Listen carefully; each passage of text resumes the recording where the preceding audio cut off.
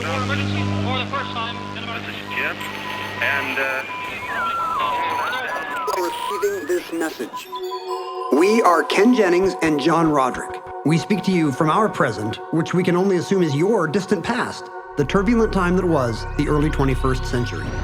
Fearing the great cataclysm that will surely befall our civilization, we began this monumental reference of strange and obscure human knowledge. These recordings represent our attempt to compile and preserve wonders and esoterica that would otherwise be lost. So whether you're listening from an advanced civilization or have just reinvented the technology to decrypt our transmissions, this is our legacy to you. This is our time capsule.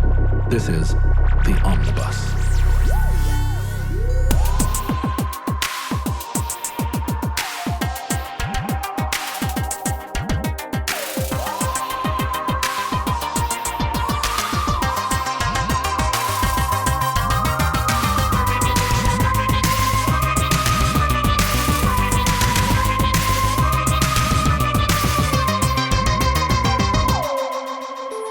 You have accessed entry 681.2S1918, certificate number 19361.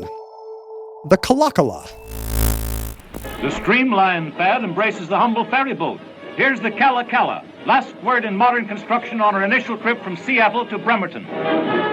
Or the Kalakala, as I just heard an old-timey newsreel guy say. Kalakala sails across Puget Sound. Kalakala is correct, right? Kalakala is the accepted pronunciation, at least around here. Kalakala. Do, do, do, do, do.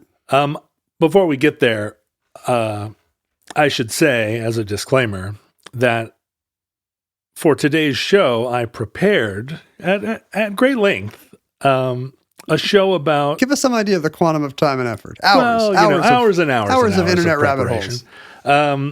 To do a show on Hands Across America, and it was only after I arrived at the This was a request. Studio today. This was a request from a listener named Andrew who supported the show on Patreon and sent us a list of topics. And I talked to you about it last night. I said, I'm going to do Hands Across America. And you said, what great topic. Sure. Yeah, let's do it. And then when we arrived here at the bunker, we looked up at the giant board that we keep here on the wall, the giant electric board of, it's got the past shows. Every time we do a new show, it does the little European train station thing. It goes tick, tick, tick, tick, tick, tick, tick, tick, tick.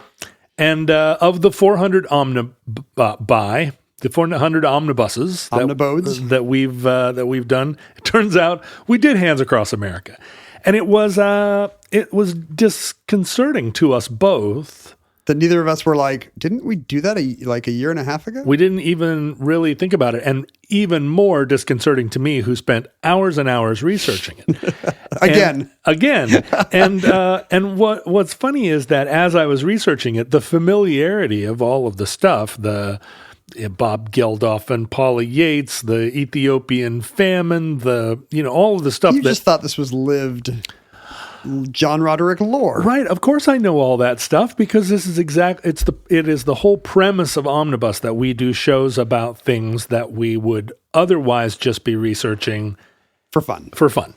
And yes, of course, I've gone down a rabbit hole about the Ethiopian famine, and I know all about 80s pop culture. So none of it, the familiarity of all the information never translated to me going, wait a minute, I've told this story. I think I was fooled by Andrew, who suggested it as a topic, which made me think, oh, we must have, just yammered on about Hands Across America at some point, but never done a full show about it, which is true of many things that we yammer on about. Like, it would not be unlike us to yammer on about some forgotten bit of 80s nostalgia. We could have talked about Hands Across America for 30% of a show about a completely different topic. And then got back into the Polish army or something.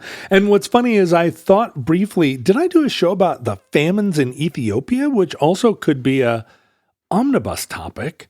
I thought maybe it had been USA for Africa. I thought maybe that had been the show. But it's also, that's a big part of it. Anyway, so I came prepared, and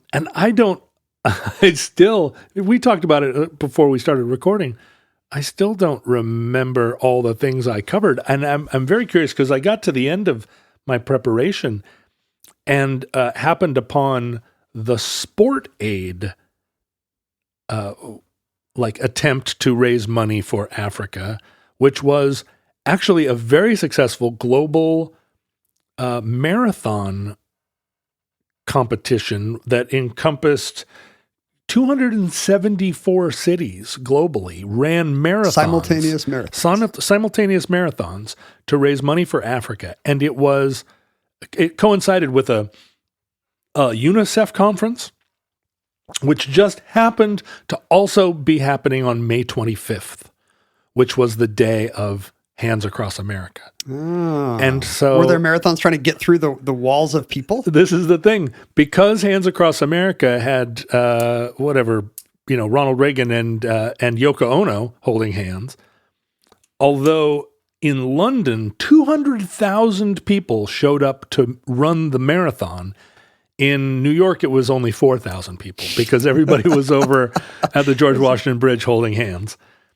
And that seemed like a thing I hadn't talked about in the episode before. It seemed like a new discovery. Maybe the show should have been Sport Aid. Well, the thing is that, Sport Aid. It's a terrible name. It sounds like an electrolyte drink. It's pretty bad. But the best thing about Sport Aid is that although Hands Across America was kind of a financial bust, and unlike all of the big singles that raised tens of millions of dollars, it actually took money away from Ethiopian children. It basically, they spent like more money making T-shirts than they made selling T-shirts.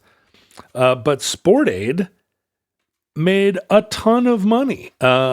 Sport Aid actually was a huge success, like $65 million or something. I now decree that we should forget the colloquial and just talk about Sport Aid now for the rest of the show. I'm afraid, I'm afraid I have drunk the Sport Aid, John. that exhausts because Sport Aid was going to be the way that I landed the episode. And guess what? Turns out it sabotaged a better fundraiser. Yeah, but I've had the same disconcerting thing happen a couple times recently, where I sat down to watch a movie I was really looking forward to.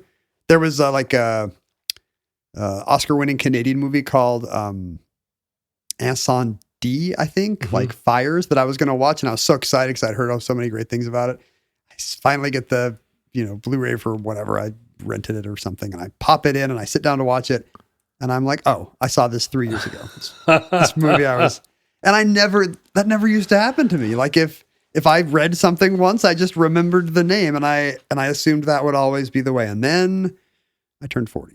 Well, so we're both collapsing into middle age, but we also spend a lot of time in our private time talking about the fact that neither of us gets very much sleep or rest even. I get no sleep. Me because of my schedule, and you because no of rest. apnea. Yeah, or fear of death is what keeps me from sleeping. I think I never want to close my eyes, because if I do, then the ghouls you might not reopen them. No, they'll carry me across the river Styx. The tigers come at night. And so I'm hoping that as your schedule settles down, as I seek treatment for my sleep disorders, maybe our memories will return and we will be healthy again. Our skin will become nice and rosy pink instead of the ashen gray. Who would buy an omnibus t-shirt that says, "I'm not dumb, I'm just underslept"? It's not dementia, it's apnea. Well, so in order to do a show today that isn't, we briefly considered, and I still am wondering whether or not I should just do Hands Across America again. Part 2. And it's not even part 2. It's just how would the show be if you listen to them side by side and see which is the better show? Every 3 years, Hollywood makes some King Arthur or Robin Hood movie that nobody wants or sees. That's right. How many Spider-Man reboots have there been? Exactly. Let's reboot Hands Across America. And I'll just, I'm guessing I've gotten better at doing the show because we've got enough of them under our belts, but maybe not. Maybe we were young and fresh and our first 2 albums were great. We do seem to be in decline. And now we're just and then I said, burr, burr, burr, burr, burr. I actually remember one thing from the Hands Across America show, which is we were talking about how because Ronald Reagan was in the chain, you could assassinate him from 8 states away if you wanted to with a sufficiently high voltage. Yeah, but you'd also kill Oprah. You'd kill Yoko Ono, and where would we be now? Where would we be? So instead, I have pivoted to Andrew's other choice. I wanted to do Andrew had an idea to do a show about the speed talking guy from the 80s commercials. Right. And I thought that was a little thin on the ground, but I did think there could be an omnibus in people who have become briefly famous for talking weird. Fast talking. In history. Not just fast talking, weird but talking. Yeah. Like the mouth noises guy from Police Academy and the Donald duck guy, and you mentioned Ernest. Well, what about Bobby McFerrin? He's Sure. singing, but it's still a kind of weird thing. There was a white mouth sounds guy, like in the pre-Police Academy days. I think he was like a Prairie Home Companion guy, and he put out a best-selling book about how to make. You can weird. make that. That's nice. That's what I learned from the book. My brother learned how to do the theremin thing where you hum and whistle at the same time, so you sound like a 50s UFO. I've always wondered about circular singing, being able to, Yeah. the Frank Sinatra thing where you hold the note for a long time because you're breathing in as you. Did we talk about circular singing in the Tuva I show? feel like we talked about it during the Hands Across America episode. The Hands Across America episode contained multitudes. Every omnibus is within it. Yeah. It just opens like a lotus petal. If you think about how exciting beatboxing was when it first showed up, what the Fat Boys had, they were making their own beats by kind of going, And all the college a cappella guys were probably mad that the Fat Boys were stealing their vocal toolbox. do do do do do. Yeah, Bowser was all, hey, I've been doing that for years. Love, peace, and hair grease. So instead of all these ideas, we landed on the most Seattle-y show of them all. It really is the most Seattle show, and we have a regional culture here in the Northwest that you and I are both steeped in and very proud of. I know we have listeners all around the world and also throughout time. So Seattle's it's just an island. It's just an underwater city in whatever you call it, the Elliott Sea now. Right. The vast Puget Inland Sea. There are like 19 buildings that only the top 5 floors are above the ocean. The Space Needle is now a ground level restaurant.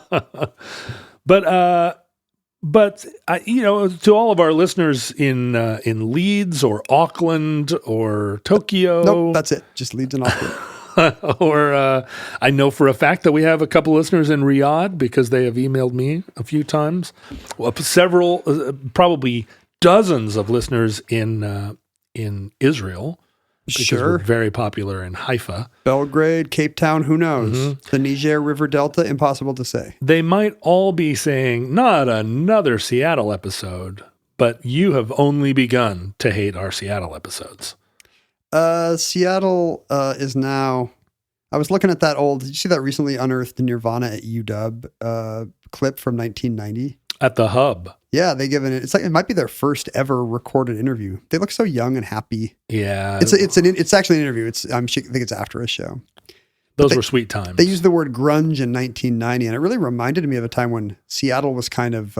Did they snark it? Did they throw snark on it? No, they were serious. They're just like, well, what kind of music do you prefer? Oh, it's like kind of a grungy kind of punk, or grungy kind of pop, or whatever they say. They opened for Tad at that show, right? Is that the? That sounds right, yeah, actually. Right.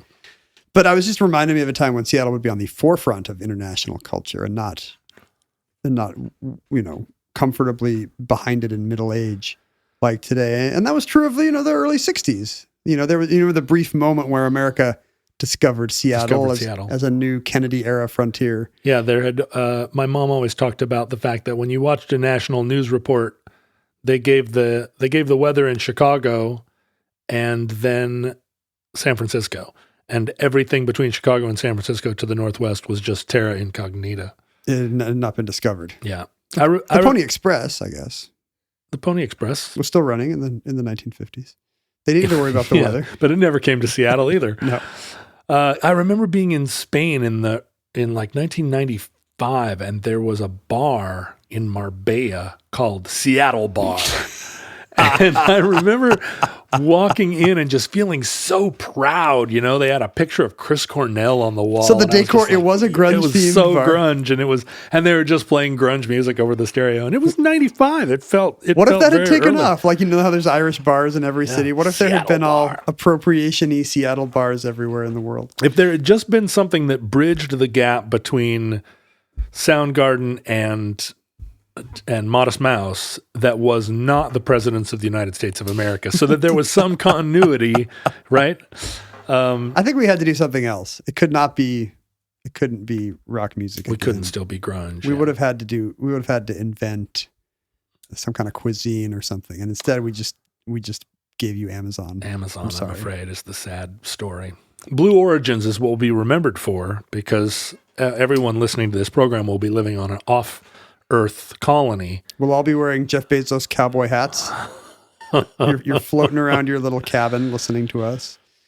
But our story actually begins in San Francisco, which is true of so many stories about Seattle. Because you know what the weather is like there. But also, unlike here. San Francisco was the first really big West Coast town, and Seattle made its bones initially mining coal that we shipped to San Francisco to fuel the gold smelters. We were a suburb. Yeah, right, a distant suburb. That's a long boat ride, too, in bad weather. When I do that drive, I'm still like, why am I doing this? I know, 12-hour drive, but it was long boat ride.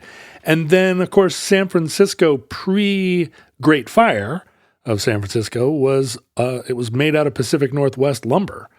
All of those wonderful old buildings down there that burned to a crisp. Are you saying it was our fault? Yeah, because if we had better... we sent them the coal and the wood. We sent them the coal to light their wood on fire. But what San Francisco did for us was, we used their filthy lucre that they pulled out of the streams in order to fund our expansion into what is now a global metropolis, Seattle, Washington. Very gradually. I don't know how much we can really credit any particular prospector. No, it was Alaska Gold that did it. Yeah. But San Francisco also had, before the bridges that were built there, the Bay Bridge and the Golden Gate Bridge, San Francisco's on a bay, Oakland is across, Berkeley is across the water. And so San Francisco was an early community that relied on a kind of mosquito fleet of ferry boats.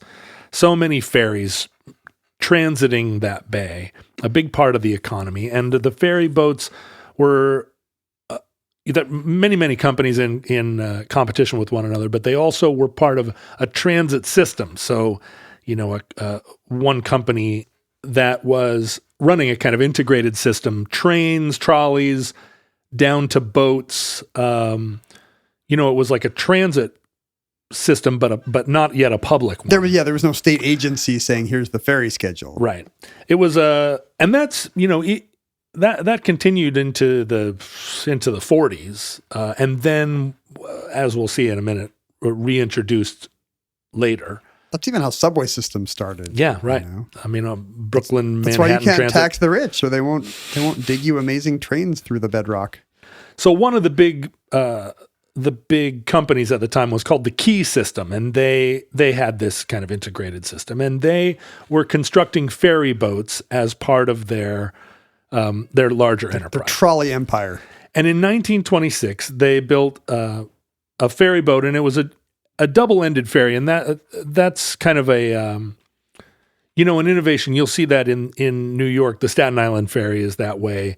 It's a boat that you can drive on one side and off the other. It doesn't turn around. Right. And what that means isn't that true of our ferries here? Am I missing something? No, it is true. And that's one of the things that makes, the Northwest ferry system, which is the largest ferry system in the world. That is true. They're double-ended ferries, and that means they have two motors. So the boat never has to turn around. It goes in, you drive off, and then... I never thought about that. You can't just put the first motor in reverse? No, it's two separate motors, and just kind of like sense. Seattle's monorail, the crew leaves the steering wheel that's facing one way, and they walk across the boat to the steering wheel that's facing the other way. So they have two separate, basically... A bridge on each side? It's like a push me, pull me. On the monorail, you can actually see them walk by, and you can give them a high five. You never see them do it on the ferry. No, because it's upstairs and you can't go on. Although back in the 70s, my dad was one of these guys that always walked up to the front of the airplane and said, "Hey, you mind if we sit and look in?" And I'm a white man in my 50s. I flew in the Navy, and you would not be amazed at the number of times I sat in the jump seat of the 707 when we were landing, because my dad had talked to the pilot and he was like, "Come on, son, you ever seen a grown man naked?" Simpler time. And we would go up. He would often take us up to the single chain that kept the bridge separate from the rest of the boat. And so the Washington State ferry systems, obviously, they play a large role in our lives. And the ferry system really owes a lot to this early San Francisco ferry system, and we often traded boats between the two cities. A boat that had kind of served in San Francisco somebody would buy it and bring it up to Puget Sound, and it was because reciprocal. our ferry system had started around the same time, I guess. A little bit. Yeah, I mean, it's less urbanized on the other side here. And to say that it was either a system or that it ever started in any, it was just like there was a boat and then there was a second boat, and you've got the beginnings of a ferry system, right? But the key system in 1926 was building ships for their system, and they built this double-ended ferry, and they named it the Peralta after like a founding Spanish family of California. And it had... Not after Stacy Peralta, the famous skateboarder? No, not after Powell Peralta, the great skateboard manufacturer. So why are we doing a show about this particular ferry, John? Well, let me tell you, Ken. The Peralta had a maybe not a noble, but not quite an ignoble service in San Francisco Bay.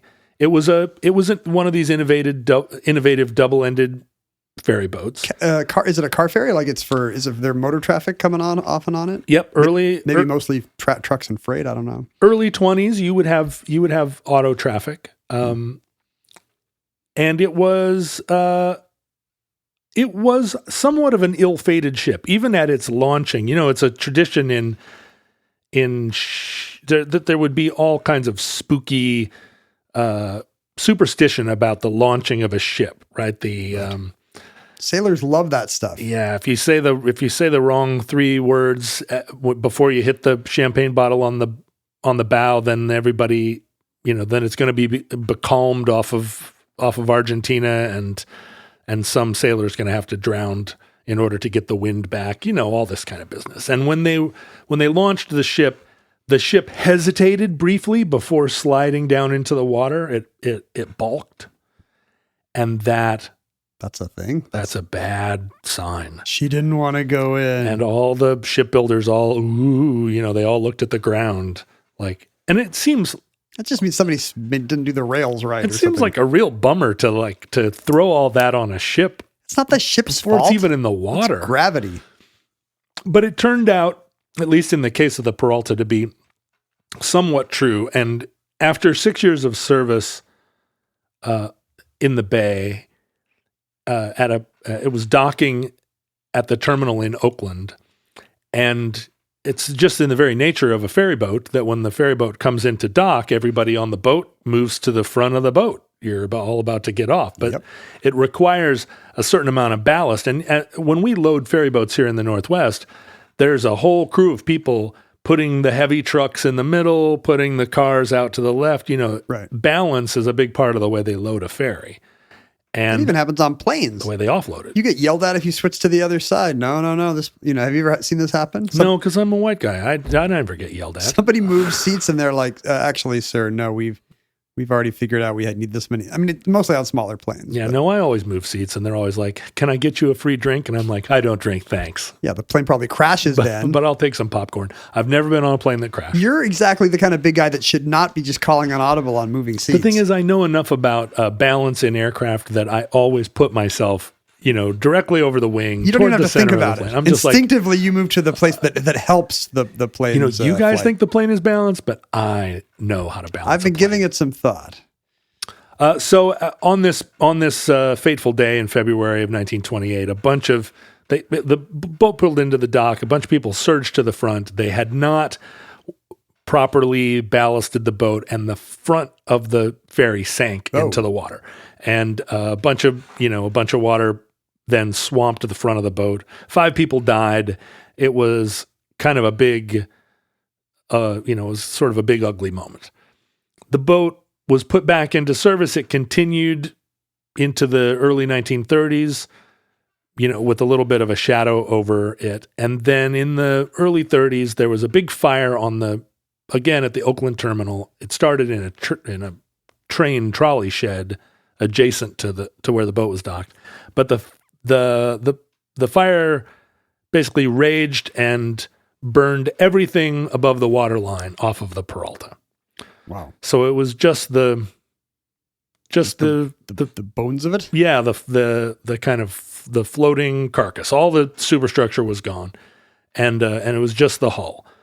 But the hull was not nothing, and was discovered by a man by the name of Alexander Peabody, who was the president of a Seattle-based ferry company called the Puget Sound Navigation Company. And he saw in this hull an opportunity to buy a cheap hull, tow it up to Puget Sound, rebuild the boat in and make a new ferry for what was called the Black Ball Line. Puget Sound Navigation Company was called the Black Ball Line.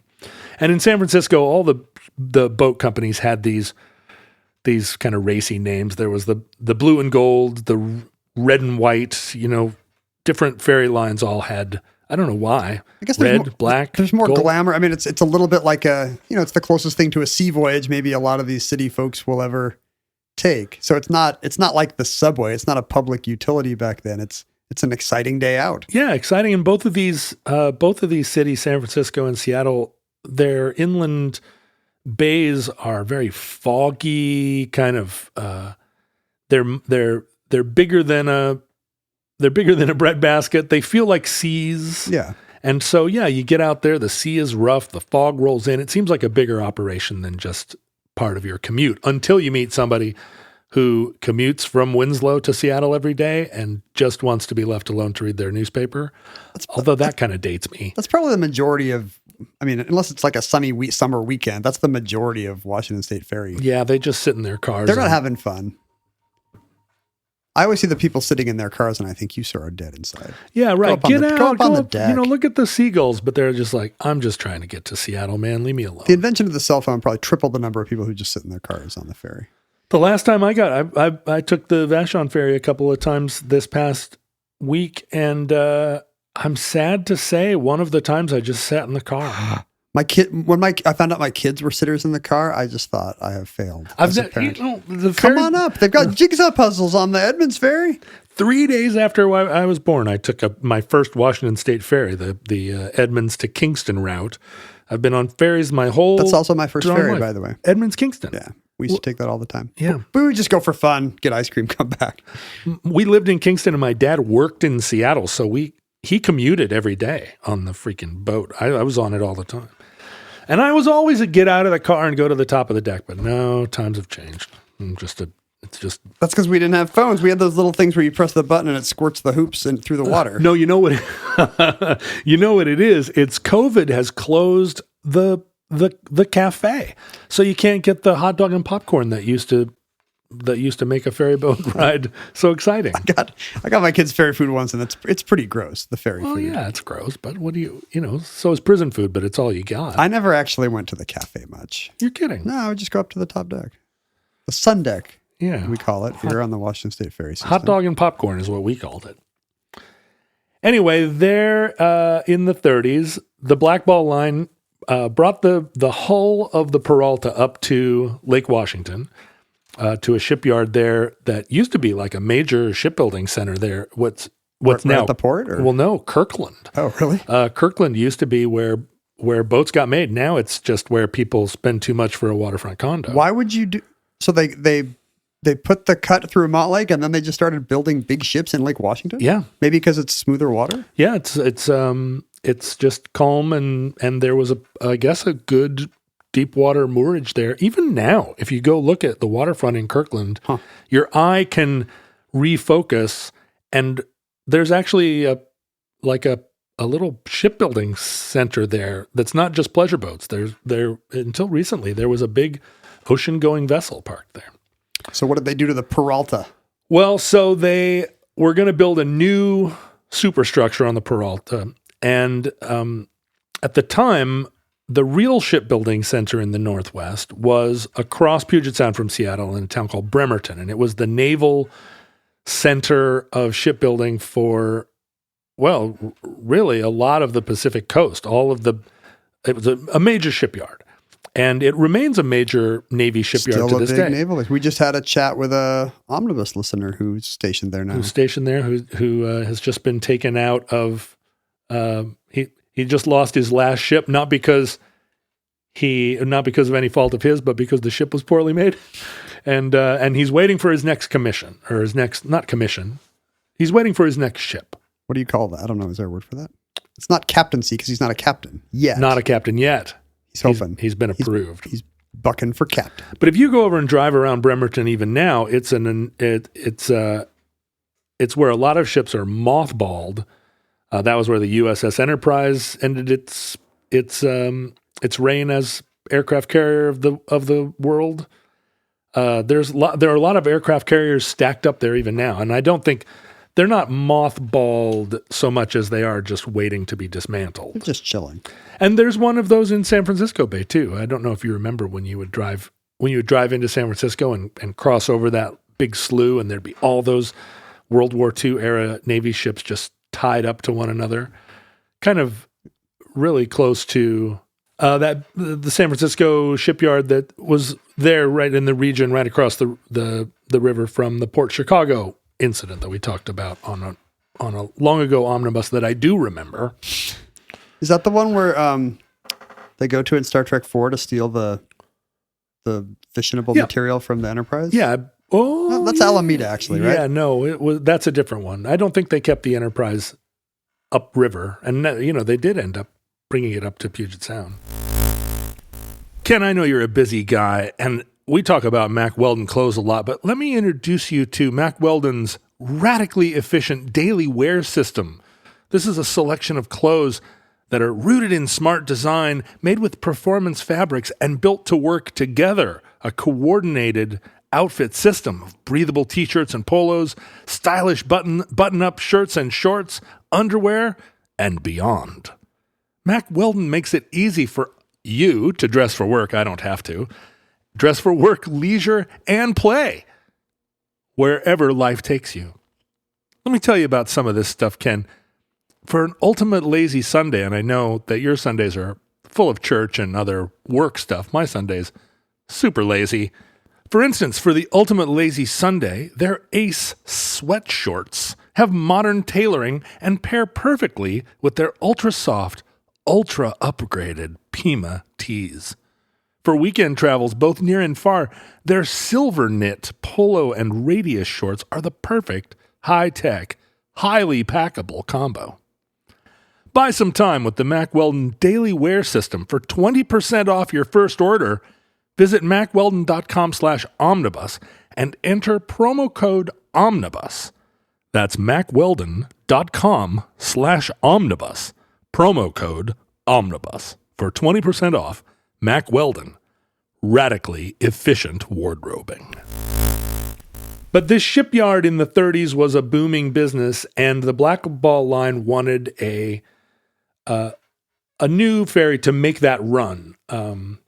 The cross Puget Sound, Seattle to Bremerton run, because there were a lot of people that were doing that commute, actually working in the shipyard and living in Seattle. Still probably that's the most taken ferry route up here? That's a busy route. I think that the Kingston Edmonds ferry is a major. That one backs up more for sure. Well, it's all those people trying to get out to Kitsap County. When we said at the beginning, middle of this episode that we were going to talk about Seattle, this is really we're just going to get down into the minutia. Like, what route do you take if you're at 99 and I often will not take Edmonds Kingston just because it backs up first. Like on a weekend. What do? You take Winslow Ferry and drive up? You can take Winslow and drive up, but honestly, if there's more than an hour wait at Edmonds, you should just drive around. You should take Tacoma Narrows Bridge. But that's so jammed up now, that whole get across the bridge thing, that sometimes the traffic's backed up all the way to Tacoma. Tacoma often has a little bit of a backup. But my rule of thumb is if you have to wait for more than one ferry at Edmonds, you should do it by dry land. Really? Yeah. Huh. The land route to the peninsula. When we lived in Kingston, my mom and dad, I'm sure I've told you this before, but they kept a car in Winslow. They kept a car in Edmonds. So they could just passenger ferry it? And they kept a car in downtown Seattle in a garage. Well, that must be nice, Mr. Monopoly. Well, this was in the old days when you could just park your car, it was $5 a month or whatever it was. And in Winslow and in Edmonds, they could just park on the street and nobody ever cared. And so, they did this thing where he would...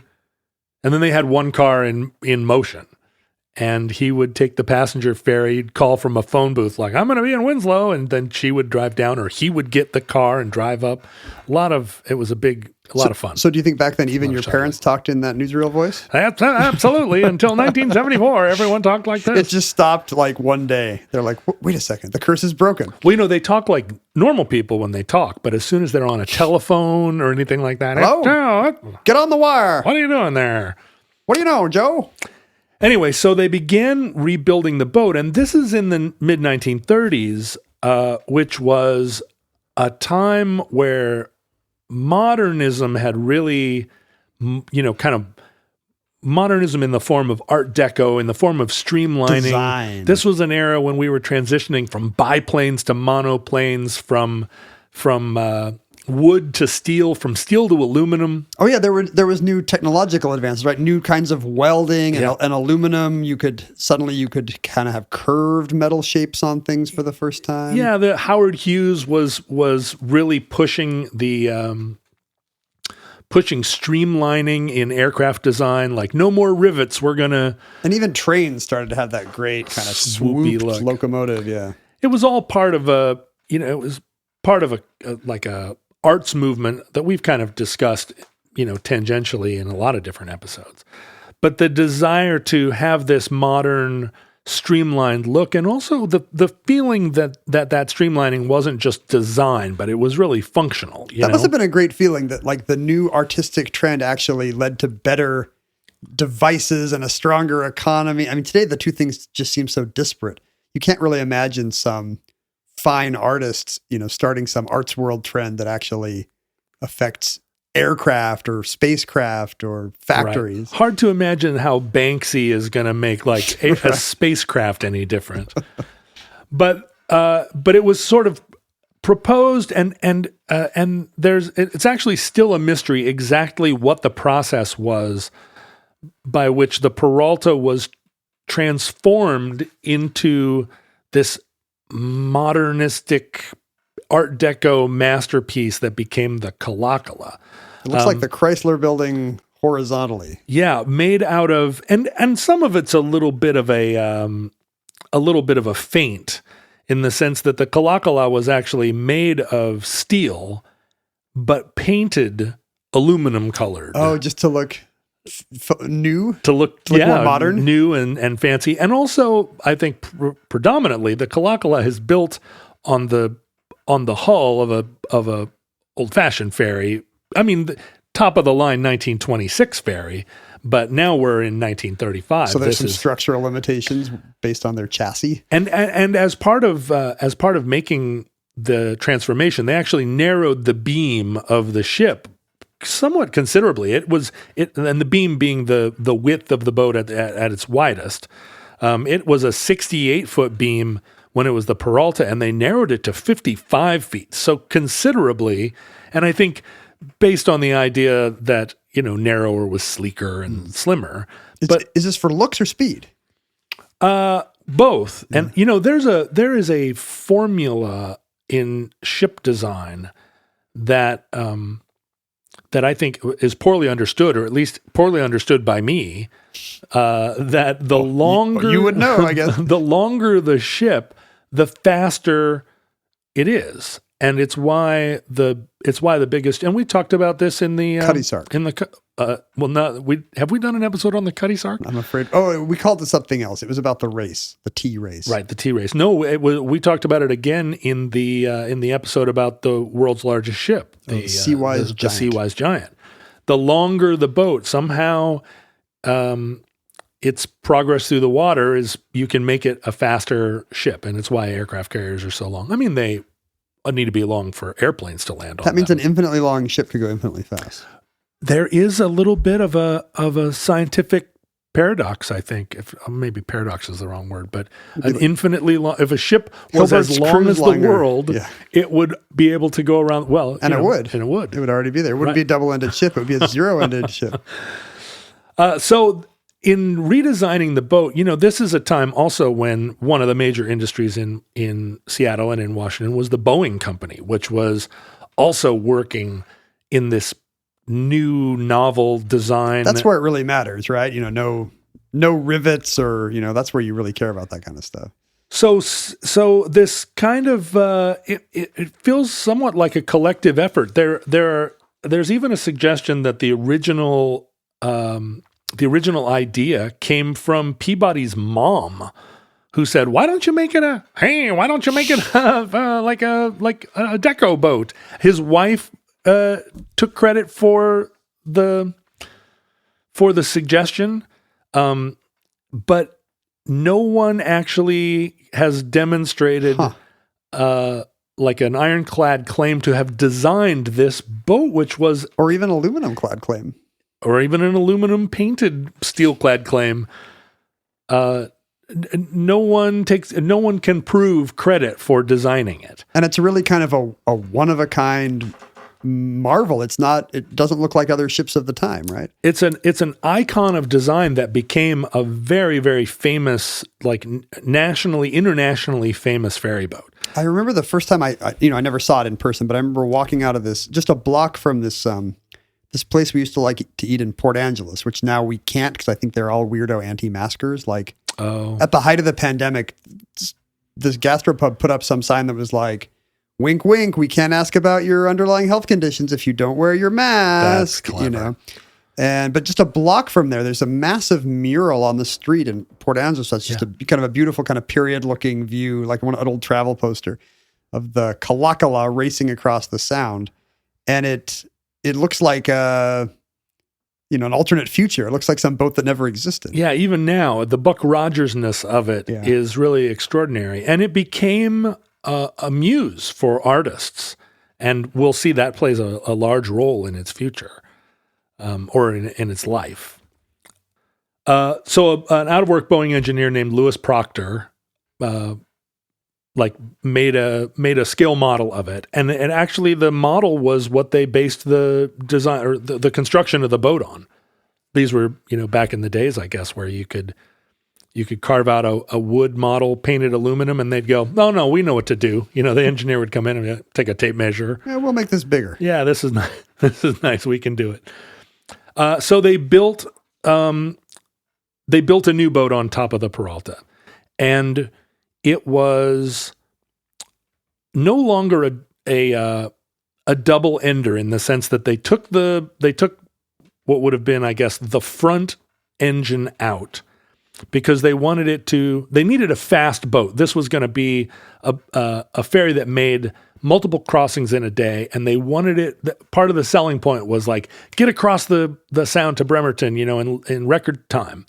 And so they fitted it with what at the time was an enormous engine, a 3,000 horsepower diesel engine that sped the boat across the water. And in doing so, it could get up to 18 knots.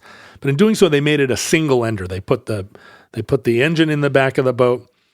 You could still drive off the front, but the streamlined nose of the boat became a clamshell instead of an open. Oh, I see it. You get there and it opens. It opens and you don't have to get off in reverse. Right. Okay.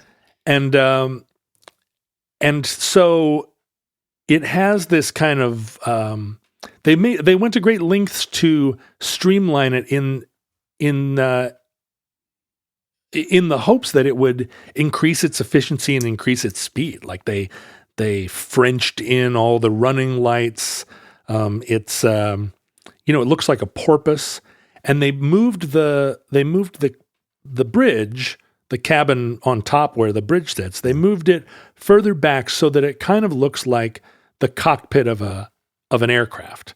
And in a way, kind of looks like the saucer of the USS Enterprise, the space one. Yeah, right. The center bridge of a flying saucer. Although this is kind of pre-flying saucer, pre-flying saucer, right? And may have influenced the flying saucer. Yeah, that's where they got the idea. They were buzzing around Mount Rainier, and they were like, "Hey, look at that ferry."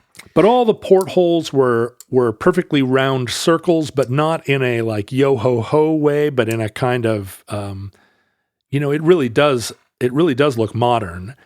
They outfitted it with all the mod cons. Little Jules Verne. So it's fancy? Yeah, the seats were all velvet. They had a men's club in the hull, but there was a women's club upstairs. There was an orchestra that was, part of the boat that played back and forth. In the basement, deep in the hold, they had showers and a locker room for the workers. It's like flying on Emirates or something. Yeah, it was a really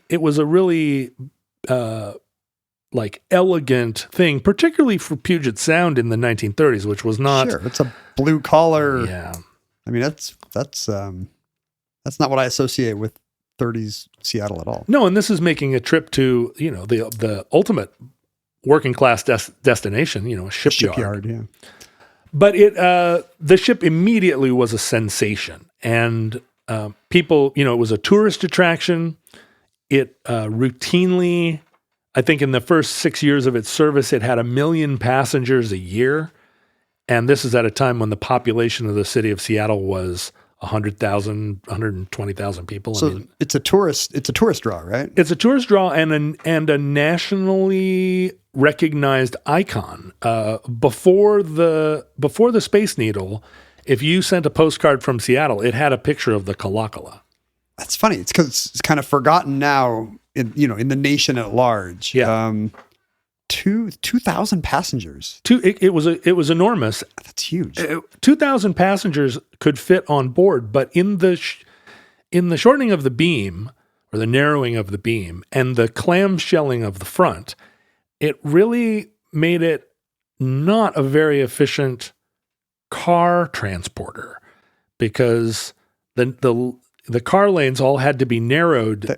They all had to funnel into that and funnel through the thing, the barn door at the front. But even the narrowing of the beam meant that there was very little room between cars, and as you know from getting on ferries now, that little bit of space between cars, even now on these giant Washington State ferries, you kind of have to turn sideways to get past these big trucks. Yeah.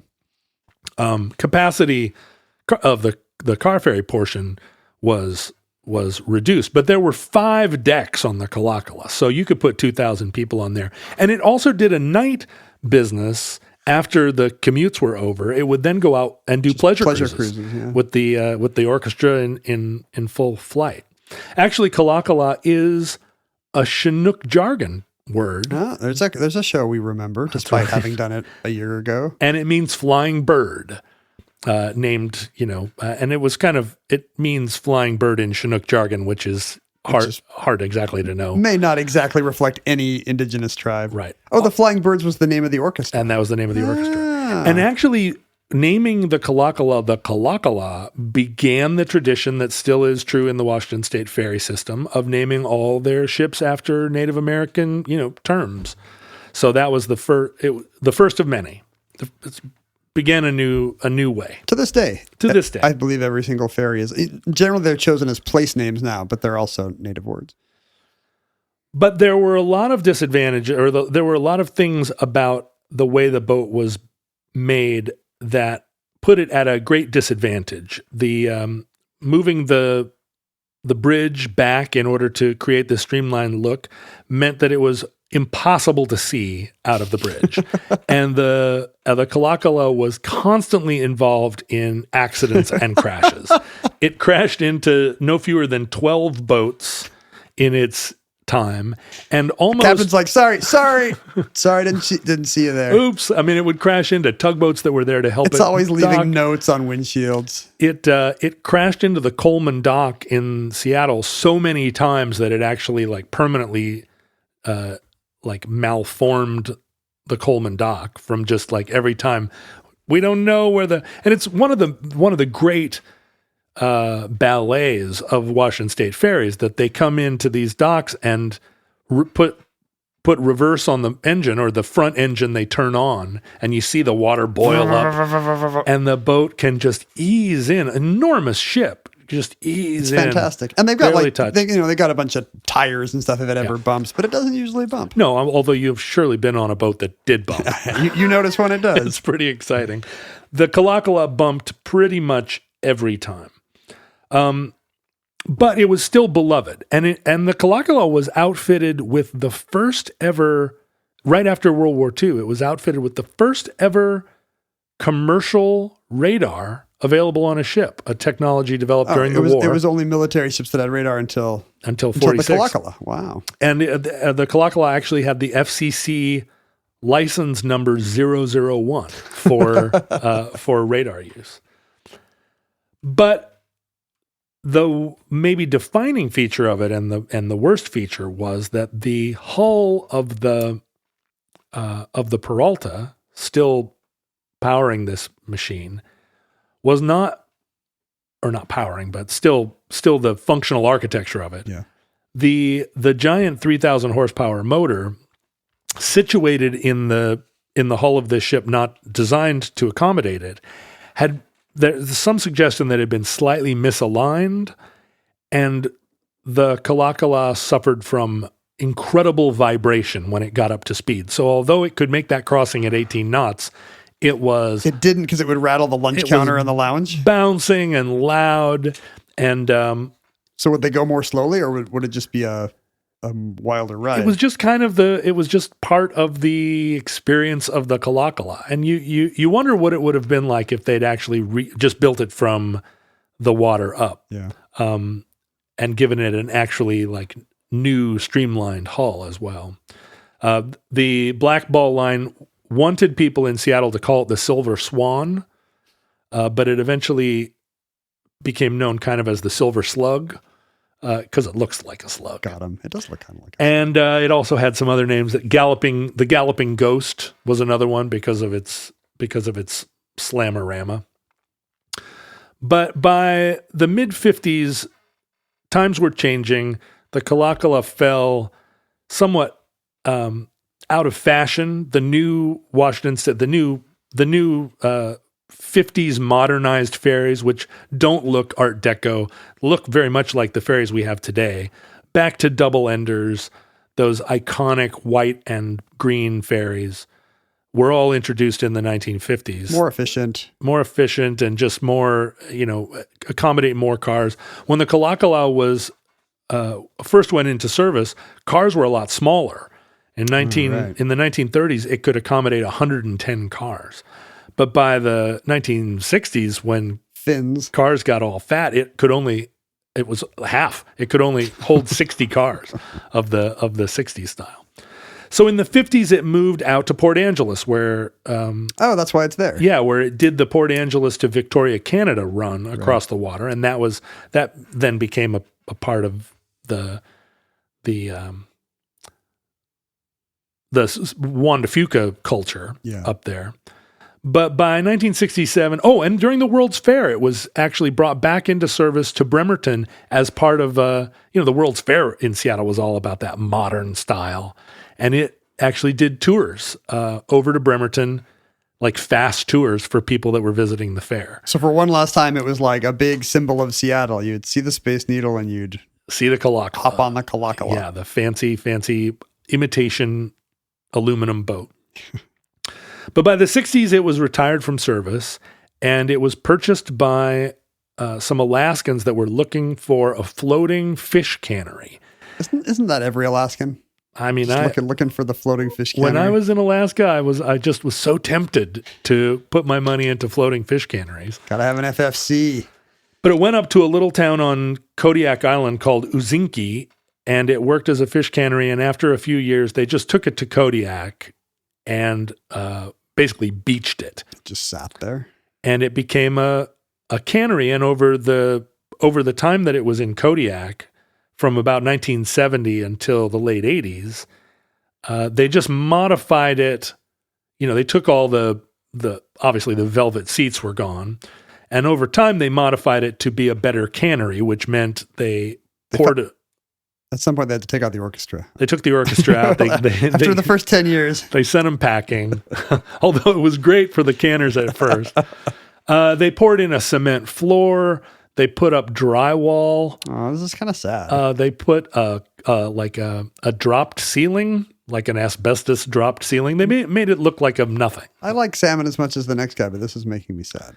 But it sat there on the shore in Kodiak, just rusting, this weirdly futuristic spaceship boat that was now Looks like a crashed spaceship. Yeah, a crashed spaceship in the mud of Kodiak. Kodiak Island, even now, not really a space age Careful, place. we might have as many as 3 listeners. No, we on Kodiak Island. absolutely do have some fishermen that are probably listening to this in their desolate little hotel in Kodiak. So enter into the picture a man by the name of Peter Bevis, who was a Seattleite or a Washingtonian, who came from money, a wealthy family, and he was maybe the indulged son of a wealthy family who went into the arts. Like all artists, he had a trust fund. And he became a well-known artist in the Northwest, and his most famous set of artworks was he would go out and pick up roadkill and then cast them in bronze. Okay. So you got to hand it to the guy. He's got a thing. He's got a thing. And people who knew him, like people in the Northwest, if they saw a fox or a coyote dead on the side of the road, they'd call up Peter Bevis and he'd run out and get it and dip it in bronze and make this, and it's not like beautiful.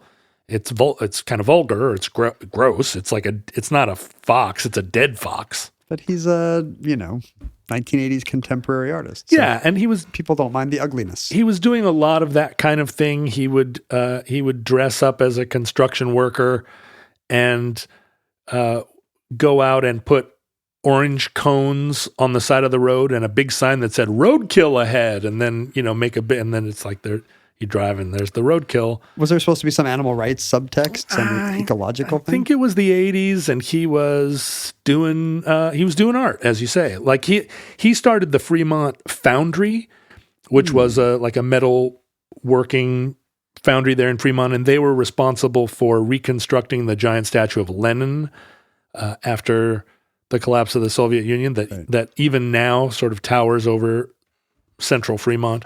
So he was one of these Seattle art agitators. And on a fishing trip to Kodiak in 1984, he saw the Kalakala and was astonished and chagrined that the Seattle icon was beached up here. And he began he started a group called the Kalakala Foundation, and he and his, ragtag band of artists started to try and raise money to bring the Kalakala back to Seattle. Save the Kalak Tower. And they went up to Kodiak, and they, in their kind of like excited early 40s art energy, they did a bunch of work themselves to try and take out all of the garbage that had been put in there. He ended up he raised enough money to buy the Kalakala, and then over the course of several years, managed down here in Seattle in the arts community to raise enough money to bring the Kalakala back to Seattle. And in the late 90s, finally had put together the funding and support. And his vision was to restore the Kalakala to its former grandeur. And as a ferry or? As a pleasure cruiser, as a thing, to ply the waters of Puget Sound. Probably he'd put the Flying Bird Orchestra back on board and use it as a booze cruises, a destination, right? A booze cruise, and maybe wedding cruises. I mean, if you had a wedding with 2,000 people or larger, because you wouldn't be using the car deck, so you could put 6,000 people. You could put the poor people down there. Yeah, right. Irish downstairs. So he towed it to Seattle and brought it right into the center of town, right down Pier 66, right down on the waterfront. And had a big publicity campaign. We're going to raise money. All we need to do is get $12 million. And I think his mom helped fund some of the initial process. And then he didn't quite raise and this really has echoes of the SS United States. I was thinking about, how can we remember all these other omnibuy? But not Hands Across America. Hands Across America just... What was happening that day? Maybe Hands Across America is so in my general wheelhouse that I just...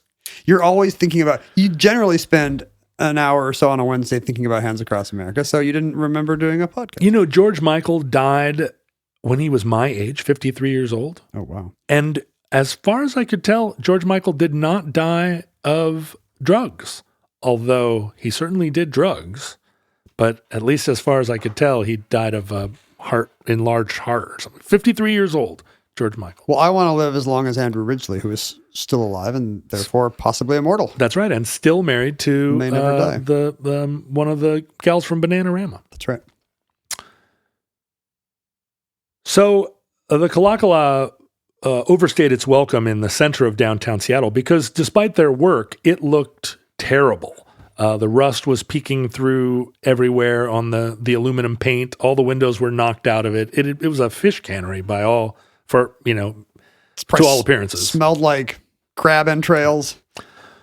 So he had it towed over into Lake Union, which also is the very center of Seattle. I mean, he just moved it from the actual center to the, I mean, at least on the waterfront, nobody can see it from the other side. You put it in Lake Union and, there's going to be a lot of neighborhoods complaining. You can see it all over town. And for a couple of years there in Lake Union, it became an actual, an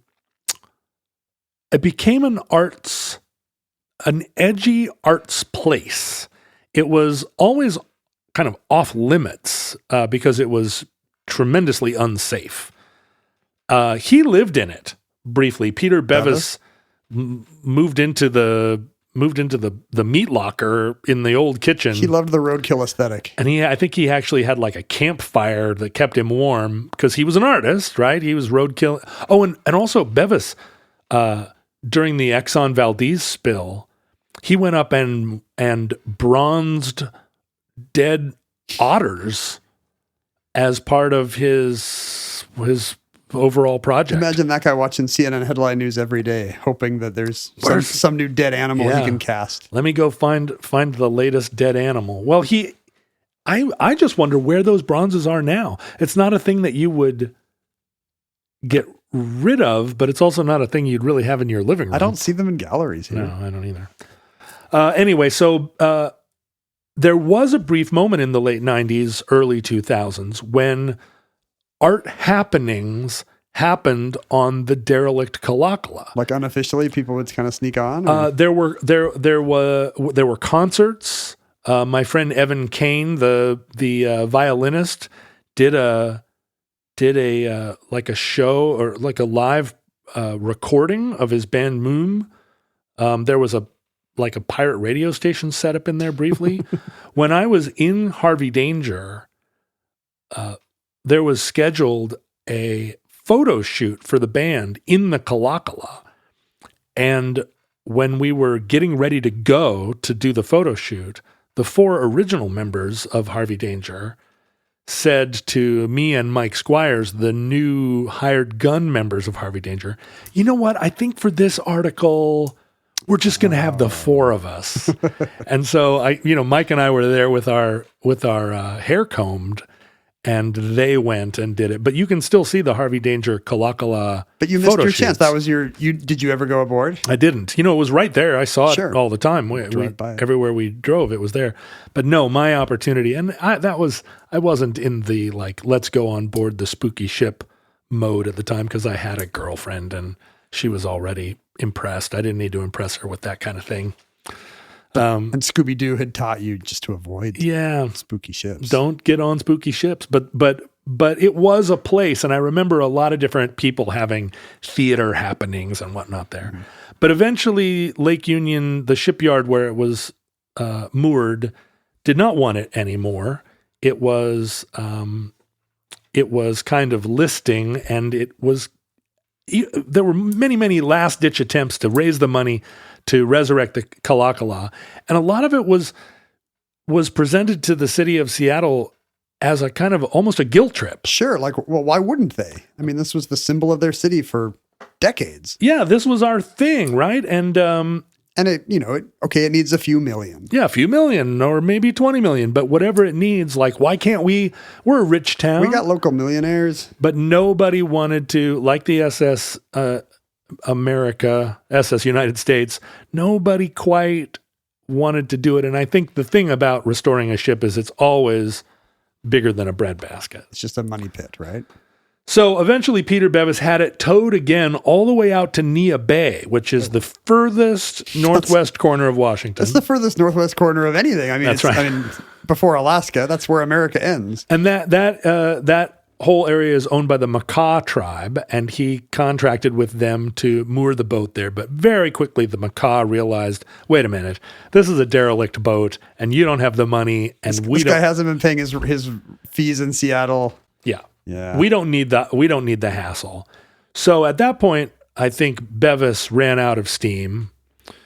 And he sold the boat to a man by the name of Steve Rodriguez, who had a similar plan. He was going to take it to Tacoma, and he had the money to envision himself buying old ferry boats from around the country, bringing them all together to Tacoma and restoring them into a mighty mosquito fleet of vintage ferries that were going to be some kind of crazy, that were going to define Puget Sound, the vintage ferries running everywhere. I love the idea. But he also couldn't get it together. He fought, he ended up getting in real Dutch with the port of Tacoma. Because he wasn't paying his bills? Yeah, he wasn't paying his bills, and he kept promising, he had a big vision, but he never was able to actually convert. And by 2011, the Coast Guard had declared it a hazard to navigation. It was sitting in the port of Tacoma, rusting and listing and sinking. And Rodriguez, as a sort of last-ditch maneuver, the state sued him to remove the boat, and he countersued the state of Washington, saying that Washington had an obligation to fix the Kalakala. A moral and nautical obligation. A moral obligation to preserve this icon of the Northwest. My guess the law recognizes no such obligation. He sued the state for $50 million to fix the boat. And yeah, unfortunately. Probably kind of as a publicity standoff, right? In hopes of getting some donors to step in. But yeah, it was not a success. And by this point in time, I don't know if you ever saw the Kalakala in Tacoma, but it was a hopeless cause. When you look at the SS United States, it still looks like a ship, but the Kalakala looked like it hadn't been anywhere in 40 years almost. It looked like a reef at that point, but it was still floating. In the end, the owner of the dock where the Kalakala was moored, Carl Anderson, took the wreck in exchange for back rent that he was owed by Rodriguez. And in 2015, it was scrapped. Oh, just for parts? It was scrapped. It was metal, probably. Taken apart where it sat, and a few things that hadn't been stripped off of it long ago, a few portholes and sections of metal were sold off, kind of like when they tore down the music hall and sold off all of the terracotta. The city of Kirkland, weirdly, owns a couple of major sections of the upper parts of the ship that they have, like behind a chain link fence over there in Kirkland, they plan to make into I don't know what. It's nice that it might be displayed somewhere. Yeah, a little bit of an art installation. And I'm sure there are some people in the Northwest that have like a bronze dead otter and a porthole from the Kalakala in the living room of their Redmond mansion. I guess the problem is just that it had been too long, right? Like, it's not like the Space Needle. Like, even at the time of the fair, it was kind of like the old Grand Dame being brought back for one more spin across the dance floor. It was really, 40s nostalgia. Yeah. And by the early 2000s, that generation was gone. The people that remembered the Kalakala in service would have been in their 80s, and they'd had multiple opportunities to put their money into restoring it. Yeah. And partly I think it is that Bevis was a weird artist, And like he was the wrong like face for this. He went and bought a bunch of eye patches for his team, and they would wear like eye patches and go R when they would attend fundraising events. And the Seattle moneyed class, the Bullets and the Warehousers, I guess, just weren't entranced. But also in Seattle, there's always a suspicion of things that are too cool. We voted down expanding the monorail. We voted down so many opportunities could have here. had Central Park on the lake, and we didn't want that. We could have had a subway system here 50 years ago. Yeah. So we're not visionaries. And the Kalakala comes from a time when Seattle was just a footnote. It was a symbol of Seattle at a time when really nobody had ever seen a postcard from here. It was before we had a national presence. And it wasn't a very good ferry. And that concludes the Kalakala. Entry 681.2S1918. Certificate number 19361. In the omnibus. I guess in a way it also concludes Hands Across America Part 2. Hands Across America, Red Year. Entry 565.PR1121, certificate number 26004. And maybe we'll do one about the Micro Machines Fast Talking Guy at some point. Who knows? We were products of our time. We should have spent more time looking at old... We should have spent more time looking at old omnibus summaries. That apparently would have helped. But instead, we were wasting our time on social media at Omnibus Project or at Ken Jennings. John Roderick on... I almost said Pinterest. That's not true. I was John Roderick on Pinterest. And Patreon. The website that I hate so much. I hate it and I hate Yelp both. Find his Etsy store where he's selling bronze roadkill. Unless you work at Pinterest or Yelp, in which case, love your work. Send me free stuff. We received email at theomnibusproject@gmail.com. That often helped power our monthly addenda shows, which are a lot of fun. We got a new one coming out in just a week or two, the end of every month. If you are not listening to those, it's probably because you are just not a good-hearted person. Otherwise, you would have supported the Patreon at patreon.com/omnibusproject. Mm-hmm. And you would have heard all those. Thanks again to Andrew for suggesting the very omnibus-y topic for today's show, almost just straight down the plate. Well, and you rescued me because I already knew a lot of that stuff, and I was sitting here studying my notes for Hands Across America, trying to figure out how do I squeeze another show out of this without even really knowing what we talked about. I was like, okay, Kalakala, I know that story. Nobody's going to listen to him back to back, probably. You can send us physical items at P.O. Box 55744. Did I say the right number of numbers there? P.O. Box 55744. Yes. Shoreline, Washington, 98155. I've found I have this weird cognitive thing where I've said this outro stuff so many times that I can't say it at normal speed or inflection anymore. I kind of have to, I just kind of have to do the song of it.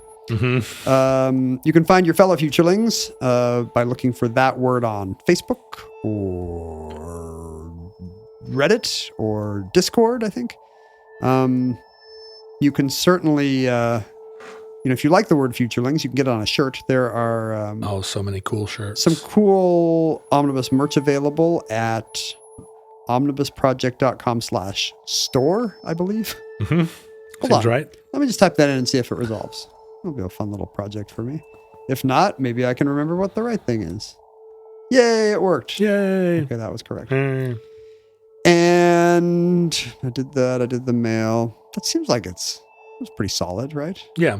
Yeah, we're there. We're going to stick the landing on this show. How long is this show right now? It's pretty long, considering that Well, we had to talk about Hands Across America and the speed talking guy. We did 20 minutes of a different show. Futurelings, from our vantage point in your distant past, we have no idea how long our civilization survived.